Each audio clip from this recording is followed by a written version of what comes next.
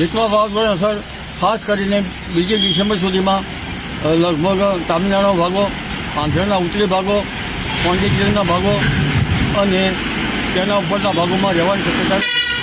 તામિલનાડુ, આંધ્રપ્રદેશના ભાગો સુધીમાં ભારેથી અતિભારે વરસાદ થવાની શક્યતા રહેશે. તેની અસર મહારાષ્ટ્ર સંલગ્ન ભાગોમાં થઈ શકે અને પૂર્વ મધ્યપ્રદેશના ભાગમાં થવાની શક્યતા રહેશે. આથી મહારાષ્ટ્ર સંલગ્ન ભાગોમાં લગભગ વલસાડના ભાગોમાં વાદળવાયુ આવી શકે, તેમજ નવસારી, સુરતના ભાગમાં પણ વાદળવાયુ આવવાની શક્યતા રહેશે. ભરૂચના ભાગમાં પણ વાદળવાયુ આવવાની શક્યતા રહેશે. પરંતુ ઉલ્લેખનીય છે કે દેશના ઉત્તરીય પર્વતીય પ્રદેશોમાં ત્યારથી 8 ડિસેમ્બરમાં એક હળવો મધ્યમ વરસાદ આવવાની શક્યતા રહેશે. જેની અસરના કારણે કંઈક છે તારીખ 5 થી 10 ડિસેમ્બરમાં ગુજરાતના કેટલાક ભાગમાં ખાસ કરીને છાંટા પડવાની શક્યતા રહેશે.